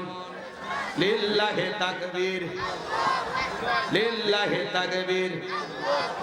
জননেতা জনাব হেলালুজ্জামান তালুকদার লালু সাহেবের আগমন। লিল্লাহি তাকবীর। আল্লাহ কবুল করেন, জোরে বলুন আমিন। তাহলে মুমিন বান্দার 3 নাম্বার গুণাবলী, ওয়াল্লাযীনা হুম লিয-যাকাতি ফাঈলুন। মুমিন বান্দার 3 নাম্বার গুণাবলী, আল্লাহ যদি মুমিন বান্দাকে নেশাব পরিমাণে সম্পদের মালিক বানায় দেয়, মুমিন বান্দাকে আল্লাহ যদি ধনী বানায় দেয়, মুমিন বান্দা সক্রিয়ভাবে হিসাব করে করে কয় লাখ টাকার কয় হাজার টাকা যাকাত আসবে, কয় কোটি টাকার কয় লাখ টাকা যাকাত আসবে, হিসাব করে করে বছরে একবার যাকাত দিবে। কার ভয়ে? যাকাত দেওয়া নফল না ফরজ? একটু জোরে বলেন, জোরে বলেন। নামাজ আদায় করে যেমন ফরজ, যাকাত দেওয়া তেমনি ফরজ। কথা বলে ঠিক কিনা? যাকাত আসছে দারিদ্রতা বিমোচন করার জন্য। এবার শোনেন, বাংলাদেশের অর্থনীতি যাকাত ভিত্তিক না সুদ ভিত্তিক? সুদ ভিত্তিক অর্থনীতি। হালাল না হারাম? এই হারাম অর্থনীতি দিয়ে কোশ্চিন কালেও বাংলাদেশকে দারিদ্র মুক্ত করা সম্ভব নয়। বাংলাদেশকে দারিদ্র মুক্ত করতে হলে যাকাত ভিত্তিক অর্থনীতি চালু করা লাগবে। কথা বলে ঠিক কিনা? আমার ভাইয়েরা গভীর মনোযোগ দিয়ে শোনেন বাজান গো আমার। আমি গুনাহগার যে কথা বলতে চাই, হৃদয়ের কান পেতে কথাগুলো শুনে যান। তাহলে বাংলাদেশের অর্থনীতি যাকাত ভিত্তিক যদি হয়, এদিক খেয়াল করেন, একটা যাকাত মন্ত্রণালয় চালু করা লাগবে। এদেশের বিজ্ঞ ইসলামিক স্কলার দিনের দায়ী আলেমদের কাঁধে এই যাকাত মন্ত্রণালয়ের দায়িত্ব দেওয়া লাগবে। ওই বিকাশের টাকা সর গুমসর পাটসর ওদেরকে দিলে কিন্তু হবে না। কথা কয় না, কথা কয় না। ওরা দেশের টাকা বিদেশে পাচার করে। কথা বলেন ঠিক কি না? আর তাদের পিছনে স্লোগান দিলে হবে না, বল্টু ভাইয়ের চরিত্র হুলের মতো পবিত্র, উল্টা পাল্টা কথা বললে হবে না। গভীর মনোযোগ দিয়ে কথাগুলো শোনেন, এদিক খেয়াল করেন। যাকাত মন্ত্রণালয় চালু করে আলেমদের কাজে দায়িত্ব দেওয়া লাগবে। কারণ যাকাতের 8টা খাত আছে। কয়টা খাত আছে? আলেমেরা এই খাত অনুযায়ী বন্টন করবে। ধনীদের কি করবে? সমস্ত ধনীদের তালিকা করবে। ধনীরা যাকাত দেবে না, যাকাত আদায় করা হবে। কারণ এদেশের অধিকাংশ ধনী হিসাব করে যাকাত দেয় না। উনি ধনী মানুষ, যাকাতের সে 1 কোটি টাকা কোনো মতে 5-10 লাখ টাকা যাকাত দিয়া নিজের 90 লাখ টাকা যাকাত নিজে মেরে খায়। কথা ঢেকে না। যাকাতের সে 10 লাখ টাকা কোনো মতে 2-3 লাখ টাকা দিয়া নিজের 6-7 লাখ টাকা যাকাত নিজে মেরে খায়। কথা বলে ঠিক না? এজন্য ধনী যাকাত দেবে না, যাকাত আদায় করা হবে। উনি ধনী মানুষ। বলেন আপনার ব্যাংকে কত টাকা, আপনার বইয়ের অ্যাকাউন্টে কত, আপনার গোপন সিন্ধুকে কত? আপনার যাকাত আসছে 2,72 লাখ। কথা কয় না? 33,000 না? ও তাহলে তোমাদেরটা ধরবো। যাকাত আসছে 2,72,72,500 টাকা। রাগ করতেছেন মনে হয়? এদিক খেয়াল করেন বাজান। ধনী যাকাত দেবে না, যাকাত আদায় করা হবে। 2 মিনিট একটা ঘটনা আমি আপনাদেরকে বলি। আল্লাহ নবী মুসা আলাইহিস সালামের নাম আপনারা শুনেছেন। কারুনকে যা বলতেছে, কারুন যাকাত দিতে হবে। কারুন ডেকে বলে আমি যাকাত দিতে পারবো না। আল্লাহ নবী মুসা আলাইহিস সালাম ডেকে বলে যাকাত না দিলে যাকাত আদায় করা হবে। আল্লাহু আকবার বলে। নবী মুসার রাগ কম না বেশি? যে নবী রেগে গেলে মাথা টুপি ভেদ করে চুল খাড়া হয়ে যায়। আল্লাহু আকবার বলে। আজরাইলকে পর্যন্ত থাপ্পড় মারছে। আল্লাহু আকবার বলে। এক কীর্তিক ফিরাউনের লোক এক ঘুষি মেরে দুনিয়া থেকে বিদায় করে দিয়েছে। আল্লাহু আকবার বলে। এদিক খেয়াল করেন, সেই নবী মুসার রাগ কম না বেশি? চেহারার দিকে তাকাইয়া কারণ বলতেছে কত টাকা? নবী মুসা আলাইহিস সালাম ডেকে বলতেছে 2.5%। কত? বলতেছে ঠিক আছে আমাকে একটু সময় দেন, আমি একটু হিসাব নিকাশ করে দেখি। মুসা নবী চলে গেলেন। এই কারণকে আল্লাহ পাক এত সম্পদ দিয়েছিল বাজান, 70টা উট লাগতো চাবি বহন করতে। চাবি যদি এত হয় তালা কত, আর তালা যদি এত হয় সিন্ধুকে মাল কত, ছোট মাথায় ধরবে না। এইবার কারণ হিসাব নিকাশ করে দেখার এত পরিমাণে যাকাতের অর্থ আসছে, কয়েক হাজার কর্মচারী দিয়া সারা দিন সারা রাত যদি যাকাতের টাকা দেওয়া হয়, এরপরেও টাকা শেষ হবে না। এমনি তো কৃপণ পায়ে স্যান্ডেল দেয় না, ক্ষয় যাবে বলে, গায়ে জামা পরে না ছিঁড়ে যাবে বলে, সেই কৃপণ কি এত টাকা যাকাত দিতে পারে না? সে একটা গভীর ষড়যন্ত্র করলো। এলাকা একটা 2 নাম্বার মহিলা ছিল, নাম হলো সবদা। এই সবদার কাছে যা বলে, সবদা রে তোরে 2 বস্তা টাকা দিব, অ্যাডভান্স হিসেবে আজকে 1 বস্তা টাকা দিলাম, আগামী কালকে সাক্ষী দেওয়ার পরে আর 1 বস্তা টাকা দিব। বিনিময়ে আল্লাহ নবী মুসা আলাইহিস সালাম যেই মজলিসে দাঁড়ায়া আল্লাহর পদে মানুষকে দাওয়াত দিবে, ওই ভরা মজলিসে দাঁড়ায়া একবার শুধু মুসা নবীর বিরুদ্ধে এই কথা বলবি। মুসা নবী দিনের বেলা ওয়াজ করে আর রাতের বেলা আমি সবদার সাথে রাত কাটাই, বাস এতটুকু কথা বললে যথেষ্ট, বাকি যা করার আমি করব। সবদা যেহেতু 2 নাম্বার মহিলা রাজি হয়ে গেল। পরের দিন সকালবেলা আল্লাহ নবী মুসা আলাইহিস সালাম হাজার হাজার জনতার সামনে ওয়াজ করতেছেন বাজান। ওয়াজ করতে করতে এই দিকে খেয়াল করেন, মুসা আলাইহিস সালামের আলোচনা শোনার পরে সবদার পাষাণ হৃদয় গইলা চোখ দিয়া পানি ঝরতেছে। কারণ খালি ইশারা দিয়ে বলে তাড়াতাড়ি দাঁড়া, সত্য বলে আর একটু শোন। দুইজন লোক পাঠিয়ে দিল, ওরা এসে বলে নেতা তোরে 2 বস্তা টাকা দেবে। 1 বস্তা টাকা অ্যাডভান্স হিসেবে গতকালকে দেওয়া হয়েছে, আজকে সাক্ষী দিয়া টাকার বস্তাটা নিয়ে বাড়িতে চলে যা। সত্য বলে আর একটু শুনি, বলে না শুনতে দেওয়া যাবে না। দুইজন 2 হাত ধরে ভরা মজলিসে সবটাকে জোর করায় দাঁড় করায় দিল যখন, কারণ লাভ মেরে বলে মুসারে বাজ বন্ধ কর, টাকা দেখ 2 নাম্বার মহিলা দাঁড়াইছে। মহিলাটা 2 নাম্বার না 1 নাম্বার মুসা নবীকে জানে, রতনে রতন চেনে। কথা কোন ঠিক না? আলেমেরা যখন হক কথা বলে, জিহাদের কথা বলে, সুদের কথা বলে, ঘুষের কথা বলে, এক শ্রেণীর মানুষ আছে ডাইরেক্ট বলে হুজুর আপনার ওয়াজ বন্ধ করেন, আপনার ওয়াজ লাইন ছাড়া। হুজুরের ওয়াজ লাইন ছাড়া না, তোমার জীবন লাইন ছাড়া, তুমি একটা তার ছেঁড়া। কথা কোন ঠিক না? আমাদের আফসোস লাগে ওই জায়গায় বাংলার জমিনে বাণিজ্য মেলার নামে যাত্রার প্যান্ডেলে রাত 12টার পরে নর্তকীর গায়ে একটা সুতার কাপড় থাকে না, ওখানে ওরা 144 জারি করতো না। যারা বাংলার জমিনে তাফসীরুল কোরআন মাহফিলে ওয়াজ মাহফিলে 144 জারি করে কোরআনের কথাগুলো বন্ধ করে দিত, আমার বিশ্বাস ওদের জন্ম মুসলমানের ঘরে হতে পারে না। কথা বলে ঠিক না? মসজিদে দাঁড়িয়ে সুদের কথা বলা যায় না, সুদখোর সভাপতি গলা খাকুর দেব, এই ব্যবসার সাথে আমি জড়িত, খামাখা এটা বলতেছেন কেন? এরকম আছে না? না, আমার ভাইয়েরা হক কথা বলা লাগবে, এটা রাসূলুল্লাহর মেম্বার। মুমিনেরা হক কথা বলবে, কোন বাতিল শক্তিকে দেখে ভয় করা যাবে না।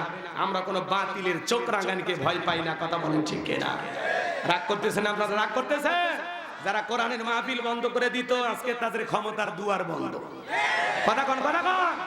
যারা বড় বড় কথা বলতো, আজকে কই গেছে? আছে আছে আছে, হাজার হাজার বিঘার জমির মালিক, একে এমপি মন্ত্রী, কই গেল? এক টুকরো জায়গা জুটতেছে না যেখানে মাথা গুজে একটু লুকে থাকবে। কথা কোন? কথা কোন? গ্যারেজে 5 কোটি 10 কোটি টাকা দামের গাড়ি পড়ে আছে, কিন্তু ওরা নাই।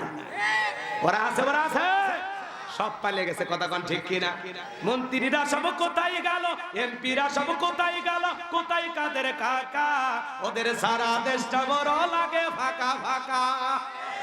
পালাবো না, পালাবো না, পালাবো না, যায় না তাদের দেখা, ওদের সারা দেশটা বড় লাগে ফাঁকা ফাঁকা। আইনে মন্ত্রী আটকে গেল আইনেরই ফাঁকে, দাড়ি সারা দরবেশটারে ভণ্ড ভণ্ড লাগে।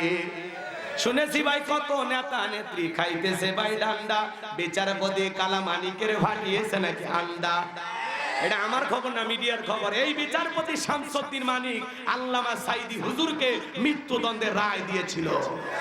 আমরা বলতে চাই ওই একই ট্রাইব্যুনালে বিচারপতি মানিককে মৃত্যুদণ্ডের রায় দিতে হবে।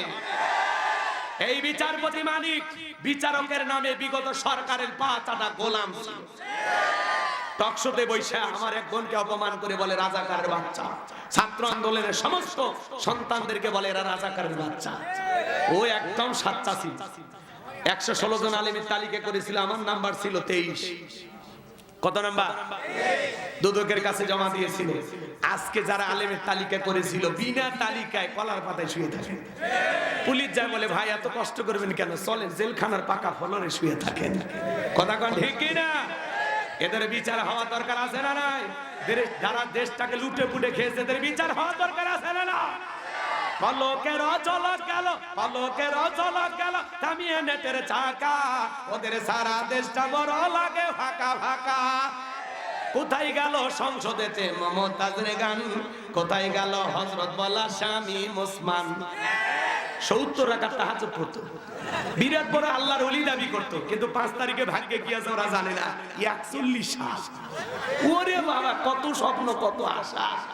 আর মাইক পেলে বলতো খেলা হবে, খেলা হবে। পুরো বাংলাদেশের মাঠ পড়ে আছে, কিন্তু ওই খেলোয়াড়রা না। আসেন খেলা হবে দুলা ভাই, আসেন। কথা কোন ঠিক কিনা?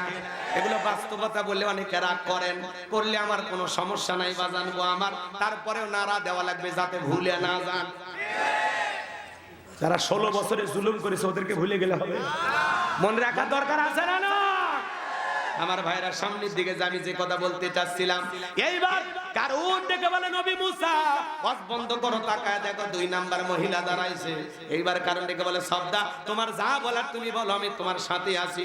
সবদা ডেকে বলে কারণ লাফালাফি করার দরকার নাই, তুমি বসে পড়ো, আমি যেহেতু দাঁড়িয়েছি বলার জন্য আমাকেই বলতে দাও। এইবার সবদা বলতেছে, ও জনগণ শোনো দিয়া মন, আমি জীবনে কোনোদিন মুসা নবীকে দেখি নাই, আজকে মুসা নবীর আলোচনা শোনার পরে আমার পাষাণ হৃদয় গইলে গেছে। আমি সিদ্ধান্ত নিয়েছি আর খারাপ কাজ করব না, অশ্লীল কাজ করব না, আমি তওবা করে ঈমান গ্রহণ করতে চাই।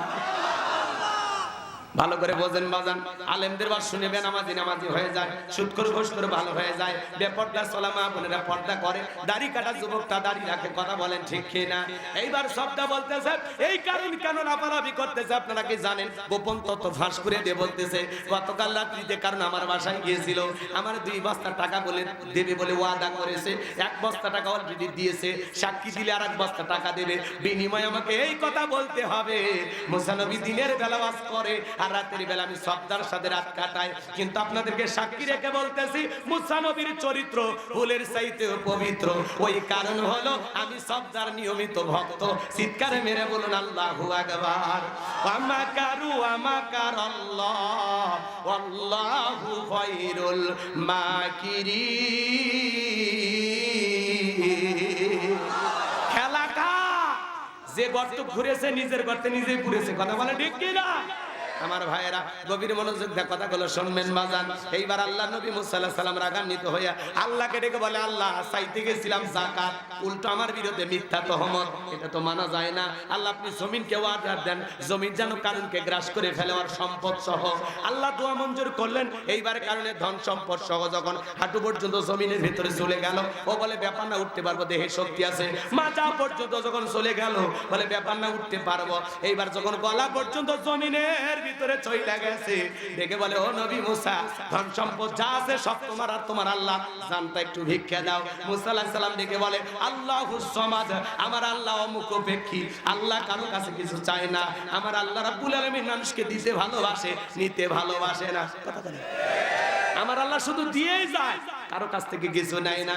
কারণ রে তোর ধন সম্পদ সহ জমিনের ভিতরে চলে যা, আর পৃথিবীর ইতিহাসে সাক্ষী থাক, তোর মতো যারা সম্পদ জমা রাখবে, আল্লাহ রাস্তায় যাকাত দেবে না, খরচ করবে না, কঠিন কিয়ামতের ময়দানে তুই কারুনের কাতারে আল্লাহ তাদেরও বিচার করবে। সূরা তাওবার ভিতরে আল্লাহ তাআলা স্পষ্ট করে বলেছেন, যারা স্বর্ণ রূপা টাকা পয়সা জমা রাখে, আল্লাহ রাস্তায় খরচ করে না, আমার আল্লাহ বলে তাদের জন্য রয়েছে আযাবের সুসংবাদ। আপনার এই ধন সম্পদ যেটা জমা করে রাখছেন, আল্লাহ রাস্তায় খরচ করলেন না, ওই সম্পদ বিষাক্ত সাপ হয়ে আপনাকে সবল মারবে। তখন বলবে কি ব্যাপার, এত জোরে কামড় মারো কেন? তখন বলবে আমি তোমার দুনিয়ার মাল সম্পদ। কথা বলেন ঠিক কিনা? এজন্য বাজান, ধনী যদি হিসাব করে যাকাত দেয়, তাতে ধনীর সম্পদ কমে না বাড়ে। যাকাত দিলে সম্পদ আল্লাহ বৃদ্ধি করে দিবে। আল্লাহু আকবার বলেন। যাকাত মানে শাড়ি লঙ্গি না, কয় অমুক নেতা সেরাগালি বদনা, অমুক স্কুল মাঠে যাকাতের শাড়ি লঙ্গি বিতরণ করবে, তোমরা আইসো। শাড়ি লঙ্গি 5,000 মানুষ গেছে, 50,000 ঠেলা ঠেলি গুতে গুতি করে পায়ের তলে পড়ে 6 জন মারা গেছে। কর্তব্য পেপার, বাংলাদেশ প্রতিদিন, কালের কণ্ঠ, দিগন্ত সব পত্রিকায় নিউজ হয়ে গেছে কি অমুক শিল্পপতি যাকাত দিতে যায় 6 জনকে মেরে ফেলে। আপনার কি মনে হয় যাকাত কবুল হবে? কোন হুজুর কয় গো নিয়ে আসো তো। এদিক খেয়াল করেন, যাকাত দেওয়ার পদ্ধতি এইটা না। আর যাকাত মানে শাড়ি লঙ্গি না, এমন লঙ্গি দেয় 200 টাকা লিটন লঙ্গি পরে থাকলে আর জাহান্নাম সব বোঝা যায়। কথা ঠিক কি না? 300 টাকা দামের শাড়ি দেয়, ধুয়ে দিলে শাড়ি না মশারি খুঁজে পাওয়া যায় না। এই পরলোক, এই শাড়ি তোর বউরে পরাস, এই শাড়ি তোমার মেয়েরে পরায়। কথা ঠিক কি না? মেয়েরে পরে 5,000, বউরে পরে 10,000, আর গরিবকে দেয় 300 টাকা দামের শাড়ি। ফাজলামি করেন না, গরিবের ইজ্জতের দাম নাই। তুমি ধনী, তোমার ইজ্জতে ভেজাল আছে, গরিবের ইজ্জতে কোনো ভেজাল নাই। কথা ঠিক কি না? এজন্য যাকাত মানে শাড়ি লঙ্গি না, আর দিলে মান সম্পূর্ণ কাপড় দেওয়া লাগবে, ভদ্র সমাজে যেটা চলে। কথা কোন ঠিক কি না?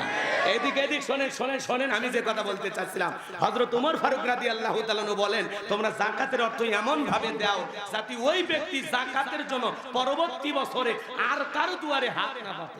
আল্লাহু আকবার। তাহলে কিভাবে দেবেন? যাকাত আপনার 5 লাখ আসছে, 50 জনক দিয়ে লাভ নাই। এই ছেলেটা বেকার বসে আছে, ওরে আপনি একটা পীরগাছা বাজারে 1.5 লাখ টাকা দিয়ে যাকাতের টাকা দিয়ে ছোটখাটো ব্যবসা প্রতিষ্ঠান ধরায় দেন। আল্লাহ যদি চায় 5-7 বছর ব্যবসা করে ও নিজেও ভবিষ্যতে যাকাত দেবে। এই ছেলেটা বেকার বসে আছে, যাকাতের 1.5 লাখ টাকা দিয়ে একটা অটো ভ্যান রিক্সা কিনে দেন।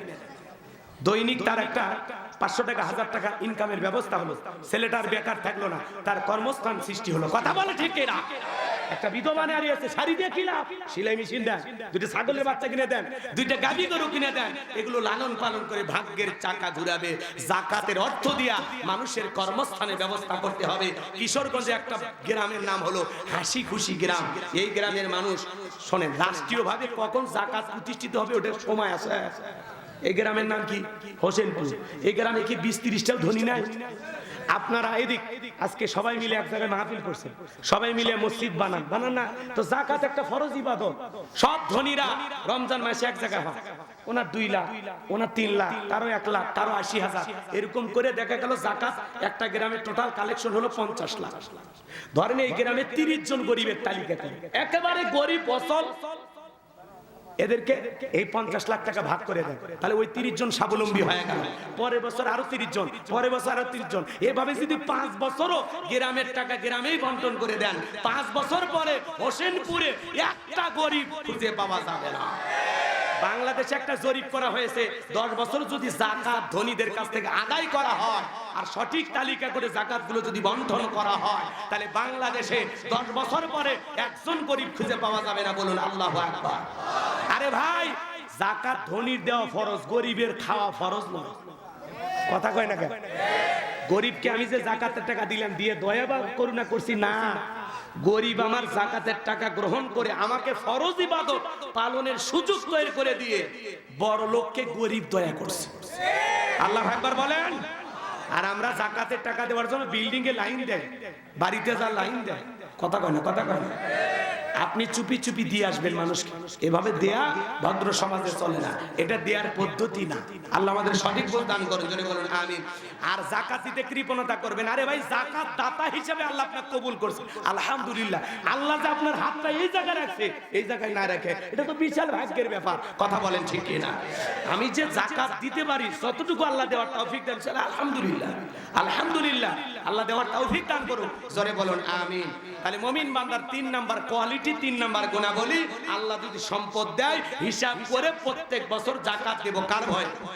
আল্লাহ সবাইকে যাকাত দেওয়ার তৌফিক দান করুন, জোরে বলুন আমিন।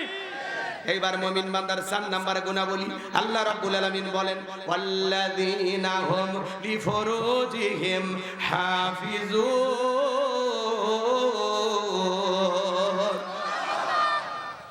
চলে যাবে এই 10-15 মিনিটের মধ্যে শেষ করে দিয়ে আপনার কথা বললে তারপরে আমরা দোয়া করে বাড়ি যাব। খারাপ লাগতেছে? আসলে ওনারা ব্যস্ত মানুষ, আরো 2-1টা মাহফিলের কথা বলে আসছে, তাই না? আলহামদুলিল্লাহ। দেখেন কিসের বজলুর রশিদ, কিসের আজারি, আমাদের সাইডে ভাইদের সিরিয়াল এখন বেশি, দৈনিক 4-5টা প্রোগ্রাম। কথা কোন ঠিক কিনা? কি দিন আসলো রে ভাই! এখন এতে দেখেন বিএনপি পোস্টারে লেখা। কথা কন না? আজ থেকে কয়েক মাস আগে ভাবা যাইতো এই যে আল্লাহ দিয়েছেন, কি করা লাগবে? শুকরিয়া আদায় করেন, আলহামদুলিল্লাহ। ওরা জুলুম করেছে, কিন্তু আমরা ভবিষ্যতে কারো উপরে জুলুম করব না। মাথা ঠান্ডা রেখে পথ চলা লাগবে। তারেক রহমান বারবার বিদেশ থেকে বলতেছে নেতা কর্মীদেরকে, শান্ত থাকো, কেউ উগ্র আচরণ করো না। কথা কয় না? সবাইকে বারবার বলতেছে। এই জন্য আমাদের ঠান্ডা রাখা লাগবে, পরিবেশ ঠান্ডা থাকে। সময় আসুক, কি করবেন, কারা প্রধানমন্ত্রী হবে, কিভাবে কি হবে, দেশ কিভাবে এগিয়ে নিয়ে যাওয়া লাগবে, সঠিক সময় সঠিক বলটা জায়গা মতো নিয়ে যায় গোল করা লাগবে। চুপচাপ থাকেন, এখন কোনো কথা নাই, চুপ চুপ চুপ, খালি জিকির করেন আর ফিকিরে থাকেন। নির্বাচনের তারিখ ঘোষণা হোক, বাস আপনাদের জিনিস চলে আসবে। কথা কয় না? কথা কয় না? ওনার শরীরে তো আর জয় সাহেবের মতো স্ট্যাটু নাই। হ্যাঁ রে, বক্সিং এর প্লেয়ার মনে হয়, স্ট্যাটুওয়ালা গেঞ্জি নিয়ে এসে বলে আমার মা যদি আর বাংলাদেশে না থাকে, ওই দেশের মানুষের কি হবে জানি না। আপনার মা গেছে দেখে আমরা শোকে মারা গেছি গো। আপনারা যে মাল নিয়ে গেছেন দেশ থেকে, ওই টাকাটা খালি ফেরত দেন। কথা কোন ঠিক কিনা? কয়েকশো পদ্মা সেতু আমরা তৈরি করে দেখাবো, খালি ওই টাকাগুলো দেন। কথা কন না আপনারা? আর তারেক রহমান, আমি একটা ওয়াজ করছিলাম যে জয় সাহেবের শরীরে স্ট্যাটু, ট্যাটু বোঝেন না, ট্যাটু। ভণ্ড লোকেরা বা ফুংফাং ছেলেরা বা বেশি বিলাসিতা যারা করে, বড় লোকের বেশি বড় পুত্র, এরা এরকম ভাব সাব নিয়ে থাকে। আমি ওই ওয়াজ করতে যা বলতেছিলাম যে তারেক রহমানের সাহেবের কপালে নামাজের সেজদার দাগ আর ওনার শরীরে স্ট্যাটু, এটা নিয়ে ওয়াজ করছে। উনি কোনো না কোনো কারণে এই ওয়াজটা ওনার চোখে পড়ছে। তো যাই হোক, আমি আর ওটা বলবো না। বিএনপির একজন বড় নেতার কাছে ফোন দিয়ে বলেছেন ওই হুজুরের বাড়ি। এই ওয়াজটা তো শুনে আমার কাছে ভালো লাগছে। ওনাকে আমার পক্ষ থেকে সালাম এবং ধন্যবাদ জানাবেন। তা আমরা তো চাই আমাদের নেতৃত্ব যারা দিবে তারা নামাজি হবে, কারণ এটা মুসলমানের দেশ ভাই, কথা বলে ঠিক না? তুমি স্ট্যাটু নিয়ে বক্সিং প্লেয়ার হয়ে দেশ চালাবা অত সহজ? কথা কয় না, কথা কয় না। রাগ করেছেন মনে হয় আপনারা। এজন্য আগামীতে দেশের প্রধানমন্ত্রী কে হবে দেশের জনগণ ঠিক করবে, কথা কোন ঠিক কিনা? সময় আসবে সেদিন, জায়গা বুঝে সিল মারা লাগবে সেই দিন। এজন্য মাথা গরম করুন, ঠান্ডা থাকুন। কি পরিবেশ কি রাখা লাগবে? হ্যাঁ, আল্লাহ কবুল করুক। জোরে বলুন আমিন। সামনের দিকে যাই ভাইয়ের আমার। তাহলে যুবকেরা তোমরা রেডি? এবার যুবকদের ওয়াজ। আল্লাহ রাব্বুল আলামিন বলেন ওয়াল্লাযীনা হুম লিফুরুজিহিম হাফিজুন। মুমিন বান্দার 4 নাম্বার গুণাবলী নিজের যৌবনটাকে সংযত রাখা, নিজের যৌবনটাকে কন্ট্রোল করা। মুমিনের যৌবন হোটেলে বিক্রি হবে না, পার্কে বিক্রি হবে না। মুমিন কোনোদিন বিয়ের আগে অবৈধ কোনো প্রেম ভালোবাসা করতে পারে না। হে যুবক, আমরা যৌবনকালে গুনাহ করতে ভালোবাসি, আর যৌবনকালের ইবাদত পছন্দ করেন কে? আল্লাহ শিশুকালের হিসাব নেবেন না, হিসাব নেবেন যৌবনকালের। যৌবনকালে শয়তানের ওয়াসওয়াসায় মানুষ গুনাহ করে, আমোদ প্রমোদে ব্যস্ত হয়ে যায়, মিসগাইড হয়ে যায়, ভুল পথে পরিচালিত হলে মন চাই খালি গুনাহ করতে। আল্লাহ বলেন তোমরা যৌবনকালে গুনাহ করতে ভালোবাসো, আর যৌবনকালের ইবাদতটা আমি আল্লাহ ভালোবাসি, আমি আল্লাহ পছন্দ করি। সুবহানাল্লাহ। তাহলে আমরা যৌবনকালটা আল্লাহর ভালোবাসায়, আল্লাহর ইবাদতে কুরবানি করতে রাজি আছি তো ইনশাআল্লাহ? হে যুবকে শোনো, একটা বৃদ্ধ মানুষকে যে শীত পড়ছে, রাত 2টার দিকে যদি বলা হয় চাচা 70 বছর বয়স, পুকুর থেকে একটু গোসল করে আসেন, একটা ডুব দেন, 2000 টাকা দেব। চাচা বলবে ভাতিজা ওই টাকা নেওয়ার মতো অবস্থা থাকবে তো? কিন্তু একটা যুবককে যদি বলেন 2000 টাকা দেবো, হে যুবক পুকুর থেকে একটু একটা ডুব দিয়ে গোসল দিয়ে আসো, কয় হুজুর টাকা রেডি করেন, কাপড় খুলছি। কারণ ওর একটা কি আছে, স্পিরিট আছে, পাওয়ার আছে, কথা বলে ঠিক না? বৃদ্ধ বয়সে ঠান্ডা পানি দিয়ে ওযু করা সম্ভব হয় না। চাচিমা গরম পানি করে দিলে চাচার ভাগ্যে শীতের রাতে ওযু জোটে। চাচি গরম পানিও দেয় না, চাচার ওযু আর না, নামাজও না। কিন্তু যুবক কি ঠান্ডা ভয় করে? কথা কয় না। খালি প্রেমিকা যদি কয় এটা মাঘ মাস রাত 3টা বাজে, 30 মিনিটের মধ্যে আমার জানালা আসবে, ওই পাহাড় পর্বত নদী নালা খাল বিল ভাঙ্গে ওই জানালা যায় বলবে সে পালি। কারণ যুবকের একটা কি আছে, স্পিরিট আছে, কথা কান ঢেকে না। রাগ করতেছেন মনে হয় আপনারা। এই জন্য যুবকরে বৃদ্ধ বয়সে লম্বা সময় রুকুত থাকলে মনে হয় পড়ে যাবে, সিজদায় থাকলে মনে হয় দম আটকে আসবে, কিন্তু যুবক বয়সে এগুলো ঘটবে। যুবক বয়সে লম্বা সময় নামাজে দাঁড়িয়ে থাকা যায়, লম্বা সময় রুকুতে থাকা যায়, লম্বা সময় সিজদায় থাকা যায়। এই জন্য যৌবনকালে বেশি বেশি ইবাদত করতে হবে কার? হযরত আলী রাদিয়াল্লাহু তাআলা বলেন তোমরা যৌবনের কারণে গুনাহ করো, একদিন তোমাদের যৌবন থাকবে না, আমলনামায় গুনাহ ঠিকই লেখা থাকবে, কথা বলেন ঠিক কিনা? এজন্য যুবক রে, এই রঙের যৌবন একদিন জং ধরবে, কাঁচা দাড়ি একদিন সাদা হয়ে যাবে, টাইট চামড়া একদিন ঢিল হয়ে যাবে, কথা বলেন ঠিক কিনা? যৌবনের পরীক্ষা দিয়েছিলেন আল্লাহর নবী ইউসুফ আলাইহিস সালাম, কিনা? ইউসুফ আলাইহিস সালাম জুলেখা গোপন কক্ষে নিয়ে যায়, সমস্ত দরজায় তালা মেরে কাছে যায়, বলে দিলে বড় জ্বালা রে, পাঞ্জাবিওয়ালা হুজুর তো কিছুই বোঝে না। ইউসুফ আলাইহিস সালাম ডেকে বলে হুজুর সবই বোঝে, কিন্তু নারীর ছলা কলা বোঝে না। কাছে যায় আর বলে ইউসুফ রে তোমার চোখ দুইটা ভারী সুন্দর। ইউসুফ আলাইহিস সালাম ডেকে বলে ইন্নী আখাফুল্লাহ, অন্তরে আল্লাহর ভয় নিয়ে আসো, যে আল্লাহ এই চোখ সৃষ্টি করেছে সে আল্লাহকে ভয় করো। জুলেখা কি ওই অবস্থায় আছে না? জুলেখার মন উথাল পাতাল, কথাকে বোঝেন নাই? কাপড়গুলো ছিঁড়ে ছিঁড়ে দেবতার মুখগুলো ঢাকতেছি। ইউসুফ আলাইহিস সালাম ডেকে বলে, কাপড়ে ঢাকিলে তুমি দেবতার মুখ, কি দিয়া ঢাকিবা তুমি বিধাতার মুখ। জুলেখা কাছে আসে, মনের অবস্থা ইউসুফ আলাইহিস সালাম বুঝতে পেরেছে। এইবার ইউসুফ আলাইহিস সালাম আল্লাহ তাআলাকে স্মরণ করে ডেকে বলেন, আল্লাহ, জুলেখার মনের অবস্থা আমি বুঝতে পেরেছি, একমাত্র আপনি পারেন আমাকে হেফাজত করতে। আল্লাহ গো, আপনার উপরে তাওয়াক্কুল করে নিজের ইজ্জতকে বাঁচানোর জন্য দৌড় মারার দায়িত্ব আমার, আর আপনার কুদরত থেকে দরজার তালা খুলে দেওয়ার দায়িত্ব আপনার। ফাযকুরুনি আযকুরুকুম ওয়াশকুরুলি ওয়ালা তাকফুরুন। তোমরা আমারে স্মরণ করো, আমি আল্লাহ তোমাদেরকে স্মরণ করব। ইউসুফ নবী বিপদে পড়ে আল্লাহ তাআলাকে স্মরণ করলেন, আল্লাহর উপরে তাওয়াক্কুল করলেন। এইবার আল্লাহর উপরে ভরসা করে যখন দৌড় মেরেছেন, প্রত্যেকটা দরজার তালা আল্লাহর কুদরত থেকে খুলে গেছে। বলুন আল্লাহু আকবার। এইবার জুলেখা শেষ দরজায় যায় মারছে থাবা। ইউসুফ আলাইহিস সালামের জামা ছিঁড়ে গেছে। ইউসুফ নবী বলে, জামা ছিঁড়ে যায়, ইজ্জত দেওয়া যাবে না। এইবার জুলেখা তাকায় দেখে ওই দরজার মধ্যে তার স্বামী আজিজ মিসর দাঁড়ায় আছে। কথায় আছে, যেখানে বাঘের ভয় সেখানে রাত হয়। স্বামী আজিজ মিসরকে দেখা মাত্রই জুলেখা নেকা কান্নার অভিনয় শুরু করে দিল। দেখেন না, কিছু কিছু মহিলা কথা বলার আগে কান্দে দেয়, বলে আমার দুনিয়াত কেউ নাই, কেউ নাকি বেঁচে আছো কে? কথা বল না কে? কথা বলার আগে কান্দে দেয়, চোখত পানি মনে লাগে থাকে, কান্দেই মামলা জিততে চায়। যার বউ কথায় কথায় কান্দে, বুঝবেন ওর ভিতর ভেজাল আছে। এত কান্দিস কেন? যার বউ কান্না করতে চাইবে ধমক দেবেন, চুপ, ঘটনা কেসে খুলে কর। তোর কথা শুনে যদি মনে হয় কান্দা উচিত, স্বামী স্ত্রী একসাথে জামাত করে কাঁদা হবে। কি হয়েছে ঘটনা খুলে বল, কথা বল ঠিক কিনা? এই জন্য ভাইরা আমার, কারো কারো বউ দেখবেন কথা বলার আগে চোখ দিয়ে পানি, মানে চোখে মোটর বসায় রাখছে, টিপ দেওয়া হয় না। আর মহিলার চোখের পানি থেকে আমরা মনে করি সত্যবাদী। সত্যবাদী ওটা অভিনয়, খালি নেত্রী না অভিনেত্রী। আমরা হেলিকপ্টার দিয়ে পানি দিছি, তো পানি যদি দেন, সাদের শিশু গুলি খাইলো কিভাবে? এখন ড্যাম দুঃখ প্রকাশ করে বলতেছে, যদি জনগণ চায় আমরা বিলুপ্তি হয়ে যাব। তার মানে কি? দানবের মতো ব্যবহার করেছে। কথা বলেন ঠিক কিনা? আহ আহ, কি যে হয়েছে ভাই সে সময়গুলোতে, কি বলবো। আল্লাহ যখন এক দফা দাবি দিছে, এদেশের মানুষ কি আর ঘরে থাকছে? সব মানুষ আসবে। এইরকম আন্দোলন বাংলাদেশের ইতিহাসে হয়নি।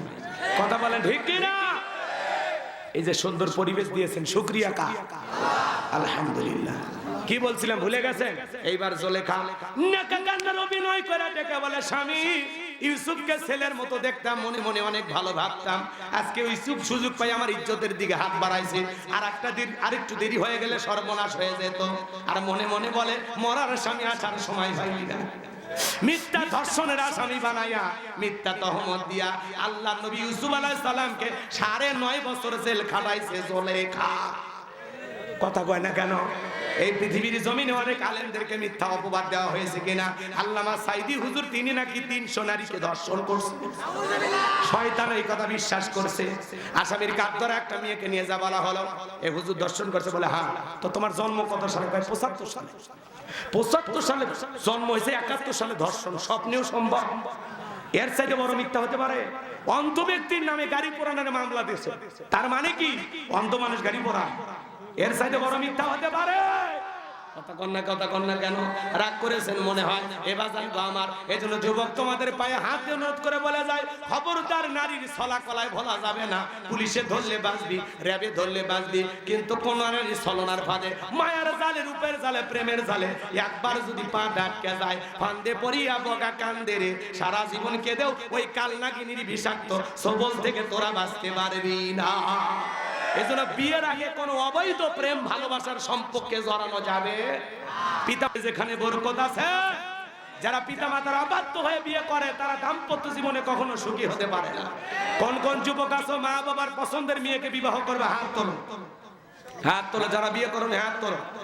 মা বাবার পছন্দের মেয়েকে বিবাহ করবা তো ইনশাআল্লাহ? করবা তো ইনশাআল্লাহ? হাত নামাও। আজকে যুব সমাজে, শোনো, আজকে যুব সমাজকে নষ্ট করছে এই মোবাইল। জোরে বলেন কি? এই মোবাইলের কারণে এদিক খেয়াল করেন, এই মোবাইলের ওজন কম, কিন্তু এই মোবাইলের মাধ্যমে পাপের ওজন অনেক বেশি। ঘরের দরজা বন্ধ করে একা একা অশ্লীল ভিডিও দেখে। কথা বলেন না কেন? কথা বলেন না কেন?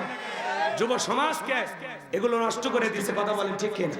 এখন আমি যদি বলি রাগ করবেন আপনারা? রাগ করবেন না তো ইনশাল্লাহ? আমি কি বলবো? ও দেশে মোবাইল আইছে, চিঠি বন্ধ হইয়াছে, দিওয়ানা বানাইছে, পোলা মাইয়ার মনের কথা ভাসে বাতাসে। ও দেখো পোলা পানের মন বাদা ফেসবুকে এখন, ও দেখো পোলা পানের মন বাদা ফেসবুকে এখন, মোবাইলে চ্যাটিং কইরা কাটায় সারাক্ষণ। এই মোবাইল পাইয়া দেখো মদনের মাইয়া, এই মোবাইল পাইয়া দেখো মদনের মাইয়া কি কাণ্ড ঘটাইছে, স্বামী সংসার রাইখা নাকি পালাইয়া গেছে। 2 বাচ্চার মা, 4 বাচ্চার মা পরকে প্রেম করে চলে যায়। কথা কম। বগুড়া জেলায় কেউ যায়নি, বগুড়ার নারীরা আল্লাহর ওলি, সবগুলোর আমি অবস্থা। কথা কন ঠিক কিনা?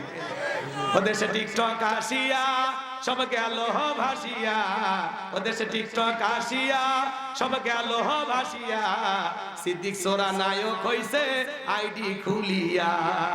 এই মোবাইলে হাই কি জাদু আছে ভাই, পোলাপান বুঝাছে, পড়ালেখা তুইলা রাখছে সপ্ত মাকাশে।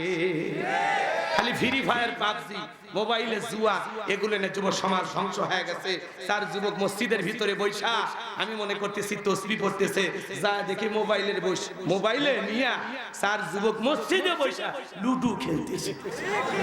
আহা আহা, হে যুবক, আল্লাহকে ভয় করো, গুনাহ করার আগে চিন্তা করো। তুমি যেই জায়গায় দাঁড়িয়ে গুনাহ করতেছো, দুনিয়ার কেউ না দেখলে একজন দেখতেছেন কে? পার্কে বসে একটা মেয়ে কেনে গল্প করতেছো, মা বাবার চোখকে ফাঁকি দিতে পারো? আসমানের মালিক আল্লাহ দেখতেছে, ফেরেশতারা ভিডিও করে লিখতেছে। কথা কয় না কেন? কাঁধে থাকা ফেরেশতা লিখতেছে। কথা বলে ঠিক কিনা? এজন্য যুব সমাজ অবৈধ প্রেম ভালোবাসা থেকে আল্লাহ যুব সমাজকে হেফাজত করুন, জোরে বলুন আমিন। এই দেশের যুবকদের প্রেমের পাওয়ার এত বেশি, বিদেশি নারীরা প্রেমের টানে বাংলাদেশে চলে আসে। কথা কন ঠিক কিনা? তাহলে 4 নাম্বার নিয়ে এত অস্থির হয়েছে,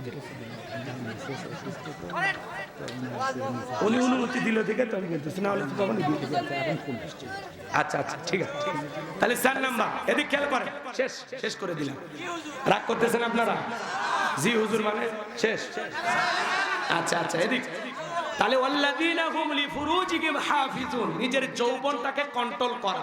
আল্লাহ রাসূল বলেছেন, এদিক খেয়াল করেন, আল্লাহ রাসূল বলেছেন, তোমরা যদি 2টা জিনিসকে সংযত রাখতে পারো, 2টা জিনিসকে কন্ট্রোল করতে পারো, একটা হলো 2 চলের মাঝখানে থাকা নরম জিহ্বা, আর 2 মাঝখানে থাকা লজ্জাস্থান। এই 2টার হেফাজত করতে পারলে আমি নবী তোমাদের জান্নাতের জিম্মাদারি নেব। চিৎকার মেরে বলুন সুবহানাল্লাহ। তাহলে আমরা এই বয়সে ইবাদত করবো কার? যৌবনকালে বেশি বেশি ইবাদত করবো কার? সমস্ত অবৈধ গুনাহের কাছ থেকে আল্লাহ যেন যুব সমাজকে হেফাজত করেন। এরপরে আল্লাহ রাব্বুল আলামিন বলেন, ওয়াল্লাযীনা হুম লিআমানাতিহিম ওয়া আহদিহিম রাউন। 5 নাম্বার, আমানত রক্ষা করা।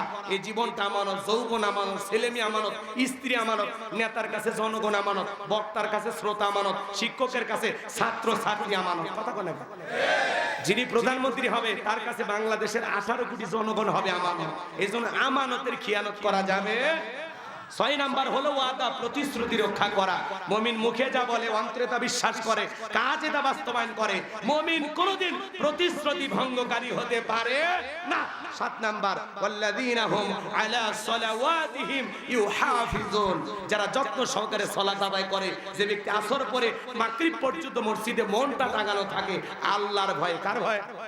শুধু একটা নামাজ পড়লে হবে না, বিবিকেও নামাজি বানাইতে হবে, ছেলে মেয়েদেরকেও নামাজি বানাইতে হবে। সূরা তাহরিমের 6 নাম্বার আয়াতে আল্লাহ পাক স্পষ্ট করে বলেছেন, হে ঈমানদারগণেরা, নিজেরাও জাহান্নামের আগুন থেকে বাঁচো, তোমার আহাল পরিবার পরিজন যারা আছে তাদেরকেও জাহান্নামের আগুন থেকে বাঁচানোর চেষ্টা করো।